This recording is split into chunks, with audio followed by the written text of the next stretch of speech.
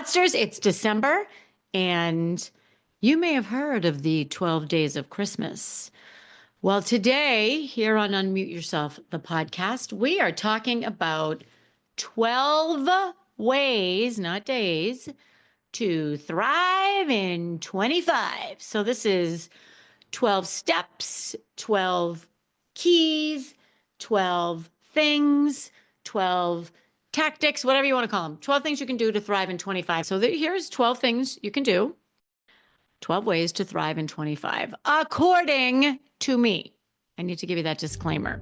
Are you ready to speak up, stand out, and get your seat at the table? If so, you're in the right place. Welcome to Unmute Yourself, the podcast where you'll get real-life anecdotes and actionable tools for you to step into your strengths, debunk imposter syndrome, truly know your worth, and show up like you own the room every time. I'm your host, Nancy Medoff, who did the thing and followed my passion for empowering women like you to unleash that inner spark and become who you know you are meant to be. I'm a diehard foodie with a raging Skittles habit who will not stop until women everywhere unmute themselves and truly thrive at work, at home, or wherever you may be. Let's do this. All right, ready? Number one, this is going to be airing the week before Christmas. So we're literally in the almost in the 12 days of Christmas. One, here's how you're going to thrive. You have to define what success looks like to you. And as I was thinking about this, I was thinking about success or happiness. And I'm going to get into that in a minute, because you can be successful and not be happy. And you can be happy. Some would argue, if you're happy, that you're successful. Some might not think that. Some might think, oh, I'm happy, but I'm not really successful by whose standards is what I'm saying. So the point is, define what success looks like to you for the coming year. So that could be something as simple as, we all have different seasons of our life. Sometimes things are good. Sometimes things aren't great. Sometimes you're coasting. Sometimes you're grinding. So it could be something as simple as, I want to live 2025 without any health issues. Okay. Maybe you've had some health issues. Maybe you're afraid you're going to get some. It could be something as simple as long as I can stay out of the hospital, 2025 is going to be successful to me. Now, that's a little bit extreme, also a little bit of a Debbie Downer type approach. Here's what I'll say. Your definition of success will change as you change, and it will change as you go through your life. You're not the same person you were 10 years ago. You're not the same person you were 20 years ago, and you're not the same person. You won't be the same person in 20 years that you are now. So think about what success looks like for you, or what happiness looks like for you in 2025. What will it look like? And here's what I'll say, Podsters. And this goes back to my previous statement about happiness versus success. If you only define success from outside validation, you will be struggling the rest of your life. So when I say outside validation, money, title, work, your partner, a lot of people say, well, I'll know I'm successful when I have $1 million in the bank. I'm just using that example. Okay, well, you could have $1 million in the bank and be a miserable human. That to me is not success. To you, that might be success. So you got your $1 million in the bank, and then what? Then that marker is going to move, like, because of this outside validation. The million isn't enough. Work will never be enough. Your partner will always be pushing you or not validating your success. You are the only one who can validate your happiness and your success. That's internal. That comes from you, not from anybody else. So my point is, what does it look like to you? Is it bliss? Is it thriving? Is it surviving? And how are you going to know that you achieved it? That's really the key. How will you know you're happy, particularly if you're looking for outside validation? Because here's what happens, Podsters. When we think we've achieved that level of success, whatever it is, I'm going to use the marathon for an example. Let's say your goal is you want to run a marathon. I know you. And I know me. And the minute I cross that finish line, I'm on to the next thing. And the minute I achieve what I think was going to be my success, I'm going to want to keep going. And when you're in it and when you achieved it, you're not going to be as happy anymore because you achieved it. It's what you wanted. You achieved it. Well, now I think I should want something else. Or now I know I want to achieve something else. You're going to be on to the next thing.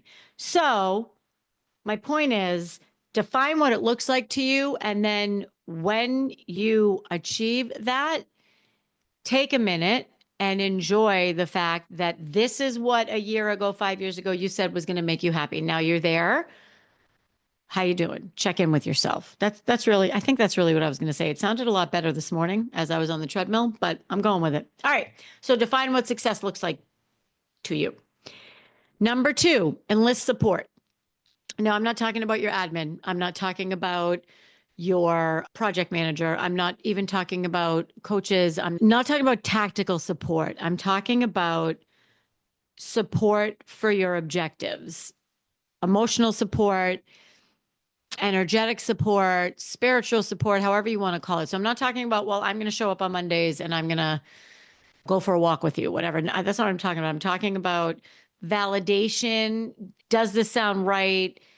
Is this something you think you can support? So let me give you an example. I am looking at where I want to take my business next year in 2025 so that my business can thrive and I can thrive. And one of the first things I did after I figured it out kind of roughly in my head is I talked to Danny. If you're new here, Podsters, Danny's my wonderful husband. And I talked to him because he knows me better than anyone. And he sees how I live every day. And he's smart. And he's got a good business mind. And I'm like, okay, here's what I think I might do. Does this make sense? So I talked to him about it and he validated, yes, this sounds reasonable. It sounds achievable. It sounds like it's in line with how I know you. And what it also did was subconsciously, it put him on a path to support me on my path. And I mean, I had the conversation with him. We'll have it again, like when it's done and fully fleshed out. And it shows him that this is what Nancy wants to focus on. This is her priority. These are her values right now for her business. These are her priorities. This is what she wants to do. He will keep me in check if he sees me straying from that. So if he sees me doing something that doesn't support this goal or this idea of success, he will very kindly say, hey, this is great. If you want to do this, keep in mind, this isn't what you talked about you wanted to do, that you didn't want to be spending your time doing this. So really you're enlisting, I would call it emotional support. I really would. And it's someone who can validate the direction or validate that you have a realistic expectation of what success is going to look like for you in 2025. And bonus if they can help you get there. Okay. So that's number 2. The third way to thrive in 2025 is to sketch it out. For those of you who've been here for a while, I'm a very firm believer in my vision exercise. There is a link in the show notes. This is as simple as taking a pen and a piece of paper and just sketching out what this is going to look like. It might sound silly. I can tell you it works. So you simply draw out, no judgment on what it looks like. What are you doing when you're successful in 2025? What does it look like? Are you sitting on a beach? Are you on an airplane? Are you skiing in Aspen? Are you at your home with your children around you in a beautiful garden? So it's really, what does it look like? I cannot tell you how many people who see me speak, and I do this exercise when I do my keynotes and my workshops, later on, maybe 6 months later, not right away, but later on, eventually send me a photo of what's happening, and it's the same as what they envisioned in this sketch. So for example, let's say one of my clients her vision for success was splitting her time between her ski house in Aspen and her home in, I don't know, coastal Maine. Okay. She will send me a photo of the home in Aspen. This has happened probably at least 5 times in the past 3 years. I do this exercise either with a one-on-one client or with someone who saw me in a speaking gig, and they did it, and then it starts to come to life and they are blown away. The whole reason why I made this is because that happened to me. And that's another story. I'll link to that episode because I want to focus on the 12 ways for you to thrive in 25. Sketch it out. Okay. And be clear. Be very, very clear. Now, I'm not talking about standing on a cliff and manifesting abundance. I'm talking about, and there's nothing wrong with that. I'm talking about being really clear. Who are you with? What are you wearing? What are you doing? What does the landscape look like? Are you in a city? Are you in the mountains? Are there kids? Is your partner with you? What are your hobbies? What are you doing? So just be as specific as you can.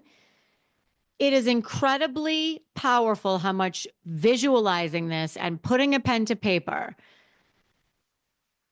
makes your brain believe that this is available for you. It 100% works, I promise you. So do this for 2025. And here's why I like this idea of doing it only for a year. Usually when I do this, it's for 5 years from now. So I would say, okay, in 2030, oof, seems like a long way away.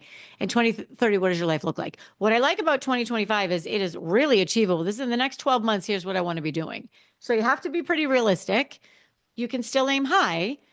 You have to be realistic, and you will see steps immediately that help get you closer to that vision. Okay. Second part of this is words matter, as you know, particularly over here at Unmute Yourself, the podcast. Set some words to the photo. So this could be 2 or 3 sentences. So for example, mine just rolls off the top of my head because I've said it so many times. This is an old one that I had. I'm a highly sought after public speaker. And I giggle whenever I hear highly sought after. I just think it sounds so, is it pretentious? I don't know what the word I'm looking for is. Obnoxious? I don't know. And yet I used it. So I'm a highly sought after public speaker who travels the world with my husband to all our bucket list places while enjoying our beautiful home on Cape Cod. Okay. It's that simple. So 2 or 3 sentences. There's a spot for that in the little worksheet that's available in the show notes. Okay. This is a lot, Podsters. It sounded simple when I started to do it. All right. So number 5. This is pretty difficult for some people because there's some harsh realities that come forward when you do this. This is about joy. This used to be difficult for me, not as much anymore because I've done it so much. So really think about what brings you joy. It could be very simple. It could be a walk in the snow. It could be my toes in the sand. It could be hearing my kid laugh. It could be waking up in the morning to see the sunrise. There's a million things that could bring you joy.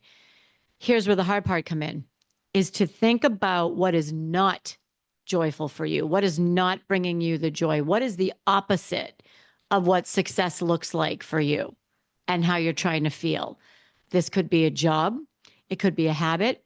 It could be an annoying daily task that you have to do. So think about what is getting in the way or the antithesis of joyfulness for you. Think about it and get rid of it. Easier said than done. I know that. So get rid of it. This could be, if it's a habit, this could be changing that habit. I'm going to talk about that in a minute. This could be a person. And if it's a person that you can't, cut out of your life, perhaps it's a person that you can set some boundaries around how much time you spend with them. It could be some negative thoughts that are the opposite of what bring you joy. So if you identify this is a joy killer, you're more likely to say, you know what, this is joy killer and this is going to stand in the way of what success looks like for me. So I'm going to minimize it, get rid of it, whatever the case may be.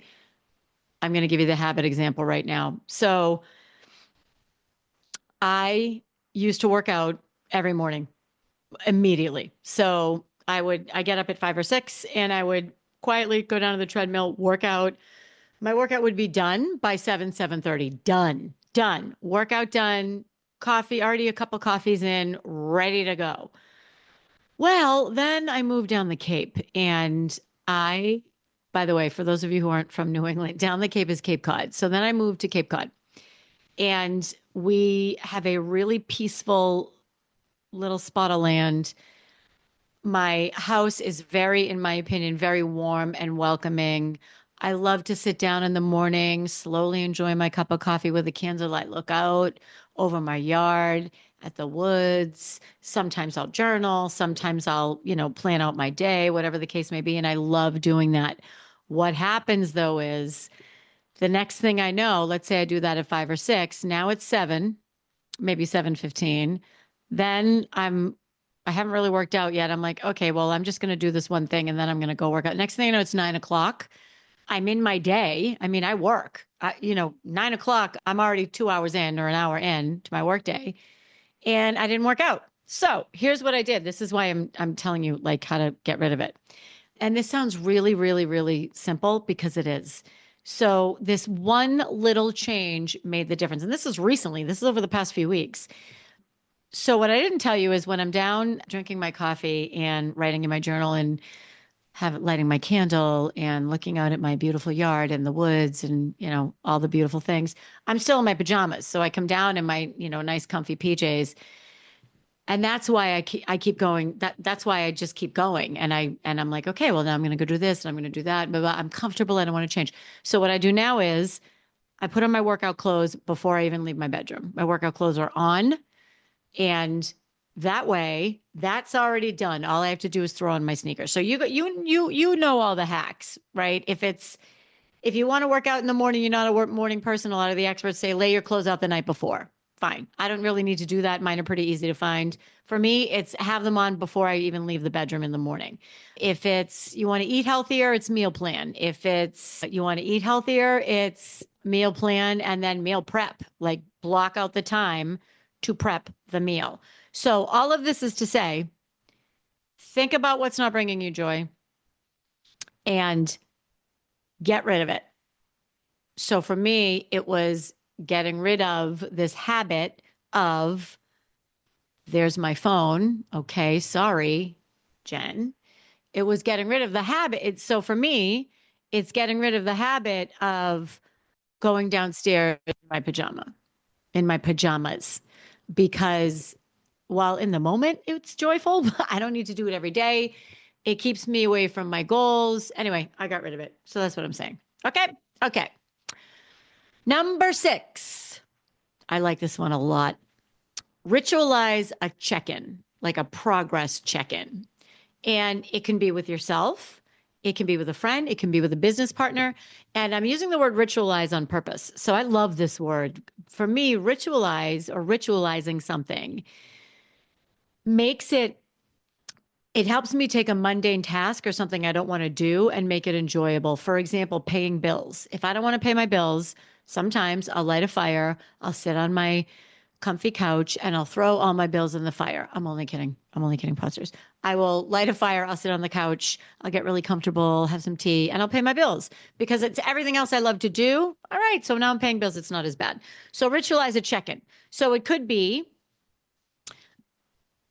meeting a friend and checking in with them that way. It could be in your own journal or your own planner, whatever the case may be. So here's the thing.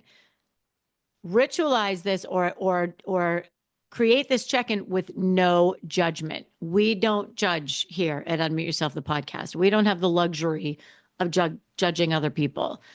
We don't do that. I don't do that. Here's why. One of the reasons why. The person we judge the most harshly is usually ourselves. So I try not to judge anyone because if I'm judging someone else, I'm going to judge myself. That's just not good. And it's kind of mean and we don't want to do that around here. So anyway, ritualize a check-in. So whatever that looks like for whatever the success marker, this happiness marker is for you. Are you going to check in with yourself? Are you going to check in with a friend? You're going to check in with a family member, business partner? How you doing every now and then? Could be once a month, could be once a week, could be once a quarter, could be twice in the year. Totally up to you. All right. Speaking of a check-in, You want to definitely find an accountability person, somebody to help you be accountable. That's different than the check-in, because the check-in you can do with yourself. The accountability person, this is a person, it's a human being, could be a partner, could be a business partner, could be a coach. One of the top three reasons, no, I would say one of the top reasons that my one-on-one clients work with me is because I hold them accountable. And that there's no shame there. It's why you hire a coach. And that was one of the reasons why I hired a coach, was because I needed accountability. The other reason is because I knew that if I was paying that kind of money, I was not going to blow it off. I was not going to phone it in. So that's another reason why some of my clients want to actually pay the money. There should be a little bit of pain there with that, because you're not going to dial it in. You're not going to just kind of fluff your way through it if you're investing in yourself, if you're investing your time, money, and your energy with a coach. All of that is to say that that is the ultimate accountability. And if you don't want to do that, that's fine. Find somebody that can help you hold you accountable. All right. I'm going to give you an example of what happens if you're not accountable. So I worked with one person. I've only had one one-on-one client that I've worked with that I have felt was not a success. And I'm not proud of that, because I want 100% success record ratio, by the way. And this person, I kind of had a feeling it wasn't going to be that productive of an engagement. And I wasn't going to work with this person. And it was a favor for a friend. And that, it's fine. Great. Okay. We set everything up, blah, blah, blah, blah. And this person had no accountability. So I would meet and I'd say, okay, well, you said you were going to do this, this, and this. How'd it go? Oh, I didn't do that. And I'm like, okay, well, let's talk about what got in the way of you doing that, blah, blah, blah. They're like, well, this came up, this came up, this came up. So here's somebody who hired me to hold them accountable. I held them accountable, or I tried to hold them accountable. They didn't have it in their head. They did not care that they were not being accountable. So when you're thinking about accountability and who you can partner with or talk to hold you accountable, make sure there's a little bit of teeth in this, in that you're going to care if you meet with this person and you say, well, I didn't do anything. I'm not living this life. I'm not living in a way that aligns with the life that I want. You have to care. And if you don't care, that's a different conversation. Then that's something more about, well, what's this life that you think you want? Obviously it's not, or obviously there's some other issues, and anyway, that's a different conversation. So find an accountability person. All right. Woo! Podsters, this is a lot. Next up, Podsters, take a look at who you are surrounding yourself with.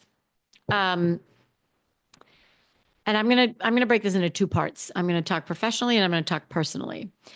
So make sure, as you're looking around, not all the time, but some of the time, or most of the time, you are surrounding yourself with people who support this idea of success or happiness, or people who you can see with you when you are in this success and this happiness.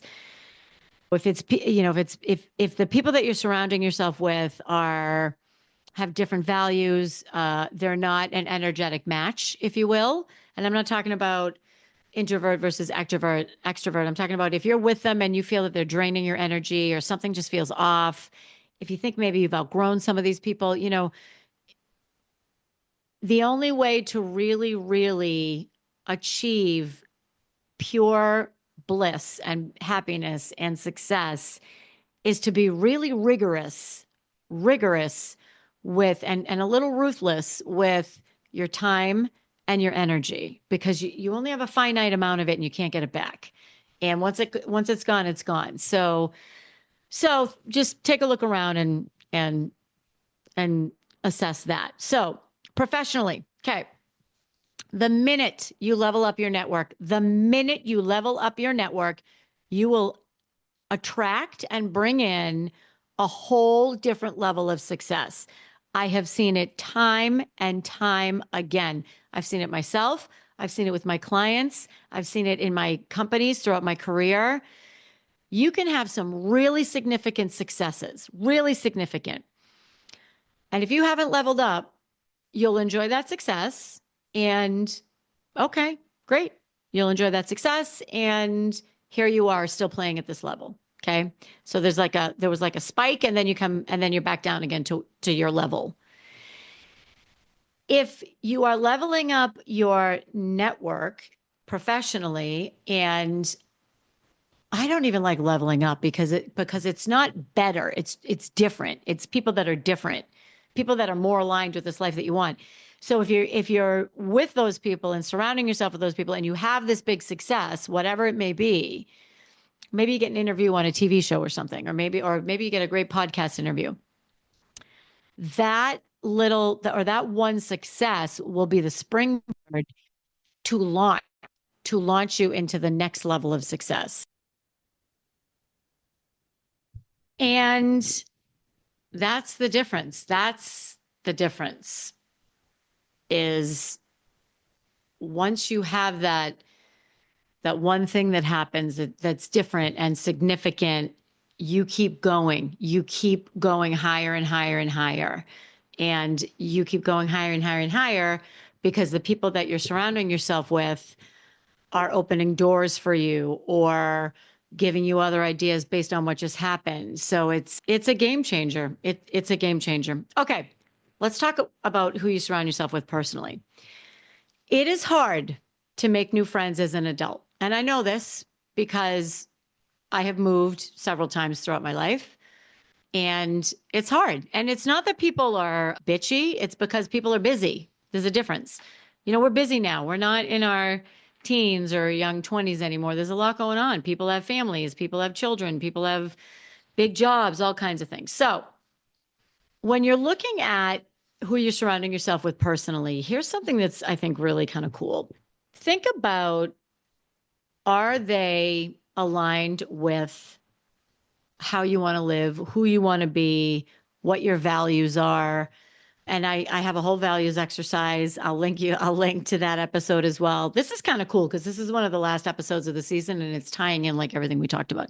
Anyway, think about what values you have in common with them. So think about this life that you want to live and your values. So let's say, this actually happened to me. I lost a lot of weight many, many, many, many years ago. I lost like 72 pounds. It's a lot of weight in a year. And I remember some of my friends, at the time, they only wanted to go out to eat, and they only wanted to go out to eat like not great food. I remember I would be like, well, do you want to go for a walk instead? No, they didn't. Okay, you wanted me for a cup of coffee instead? No, they didn't. So my values changed or my idea of fun changed. So those friendships, unfortunately, kind of fell away a little bit. So if you're laser focused on this life and the people, your friends don't share these values with you, and I'm not talking about spiritual values, or I mean, maybe for some of you that is one of the values that you want to make sure your friends share with you. I'm not really, I'm talking about lifestyle values and how you want to live. So for example, one of my friends and my friends and their kids run the gambit in terms of ages. One of my friends has a preschooler and she's in preschool and we share some similar values. Another has her last kid finishing high school and we share some similar values. And we run the gambit. So no matter what, and we couldn't be more different in terms of where we are with our lives. We share we share what's important to us. So what's important to us? Integrity, taking care of ourselves, kindness, wellness, finding new ways to do this or that or the other thing. So it's the way they approach life. So making sure that we, and I mean me and all of these friends, we're really, we're not cookie cutter. We're different. We're very, very different. And also we place a high value on the same things, I think is a good way to say it. Okay. Now, one more thing, Podsters. Okay, I lied, two more. So speaking of values, one way to thrive in 2025 is to get and stay clear on your values. And I'm going to make this easy for you. Make this really easy for you. Pick three values or priorities. You can use the word priorities. Now, when I say priorities, I don't mean get the car washed, right? Or I don't mean, make sure generator's running. What I mean is priorities for your life, wellness, health, family, connection, spirituality. It could be money for some people, work that makes a difference. So like I said, I put a link to the values podcast in the show notes. Pick three. What do you value the most? And that's a hard question. And then when you think of those three, you double down on those three. And I'm going to warn you, when you really, really look at how you want to live and you really commit to living how you want to live, and I talked about this a few minutes ago, there are people, there are relationships, places, things, habits, behaviors, beliefs that are simply not a part of that. And this is a situation a lot of people avoid, and they avoid it because it's uncomfortable, and they avoid it because they feel guilty. And it's also the situation that's going to keep you where you are. So if you're serious about thriving in 25 and really stepping into who you know you can be or who you want to be, you need to get serious about your values, and you need to get serious about taking a look at what's not serving you when it comes to those values.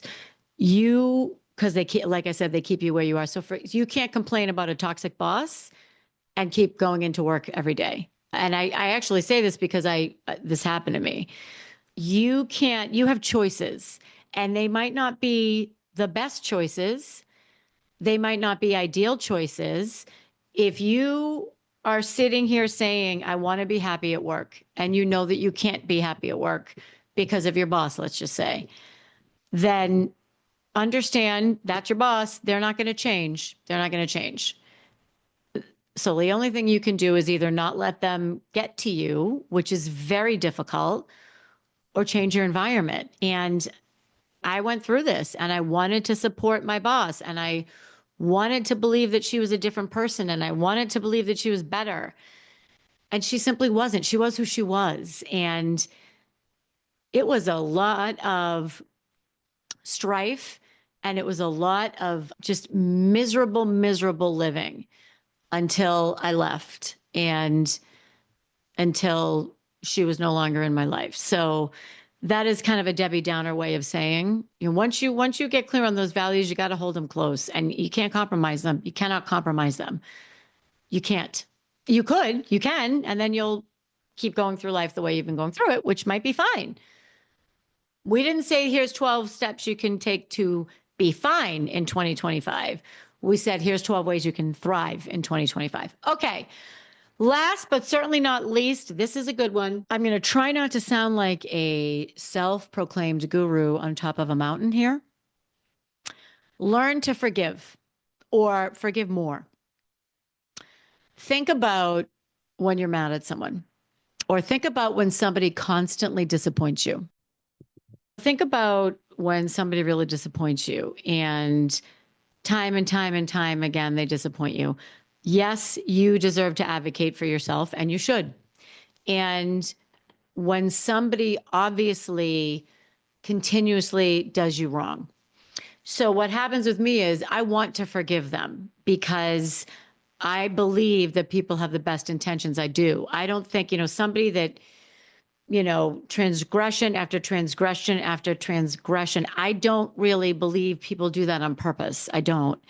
I think they can't get out of their own way. I think, I want to forgive them. So I forgive, and I get resentful, and that's bad. So I'm not talking about forgiving behaviors. So let's say somebody who's always late for lunch, or always late when you meet them. They're always late. They're always late. You talk to them, you say, hey, listen, when you're this late repeatedly, it really makes me feel like you don't value my time. And I know that's not the case. And it's really upsetting to me. And I need you to make more of an effort to be on time. So let's say you do that. and they are continuously late. If you choose to keep making plans with them, you need to just forgive them for who they are. Not necessarily, you're not giving them a pass. You're saying, okay, all right. Instead of getting frustrated every time they do the same thing, you can't change them. You can only change you, or you can only be responsible for what you do and your behavior. If you keep them in your life and they keep showing up late and they keep showing up late, and you get irritated and you get mad, think about who's losing here. You want them in your life. You want them in your life. Forgive them. Forgive them. They are who they are.